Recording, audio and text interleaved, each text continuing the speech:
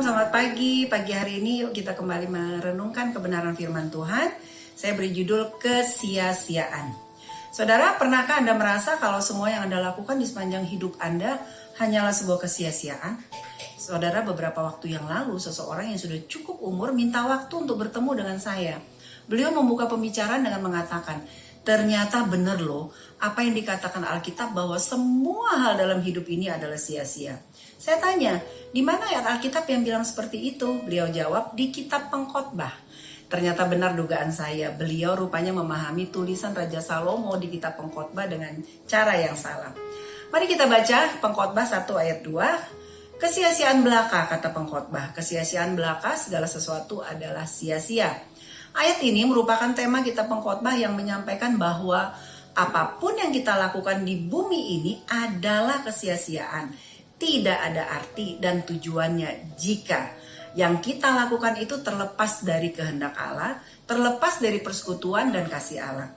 Tujuan Raja Salomo menulis kitab Pengkhotbah adalah satu, untuk menghancurkan semua harapan palsu umat manusia kepada dunia sekuler semata-mata. Salomo ingin pembacanya melihat kenyataan serius dari sebuah kejahatan, ketidakadilan, dan kematian. Lalu kemudian menyadari bahwa hidup terlepas dari Allah itu sia-sia dan tidak akan menghasilkan kebahagiaan yang sejati. Kedua, untuk mengingatkan bahwa pemecahan persoalan kesia-siaan yang dirasakan manusia hanya terdapat dalam iman dan percaya kepada Allah. Hanya iman kepada Allah yang menjadikan hidup manusia bermakna. Lalu apa yang harus kita lakukan agar hidup kita tidak menjadi sia-sia? Pengkhotbah 12 ayat 13 berkata, akhir kata dari segala yang didengar ialah, takutlah akan Allah dan berpeganglah pada perintah-perintahnya, karena ini adalah kewajiban setiap orang. Agar hidup kita tidak menjadi sia-sia, maka kita harus melihat kehidupan ini lebih dari sekedar mengejar hal-hal duniawi yang hanya memuaskan hati kita sesaat saja. Hiduplah takut akan Tuhan dan arahkan tujuan hidup kita kepada tujuan Allah.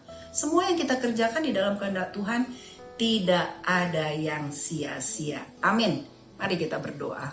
Allah Bapa kami yang ada dalam kerajaan surga, terima kasih Tuhan, hari ini kami belajar bahwa ketika kami mengikuti kehendak daging kami, kehendak dunia ini, maka pada ujungnya semua hanya akan membawa kesia-siaan. Tetapi ketika kami hidup di dalam jalan Allah, kehendak Allah, rencana Allah, maka tidak ada sesuatu apapun yang sia-sia.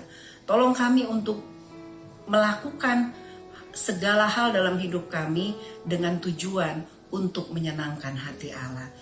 Terima kasih Bapa untuk kebenaran firman-Mu, memberkati kami semua yang mendengarkan kebenaran firman-Mu hari ini. Di dalam nama Tuhan Yesus kami berdoa, haleluya, amin.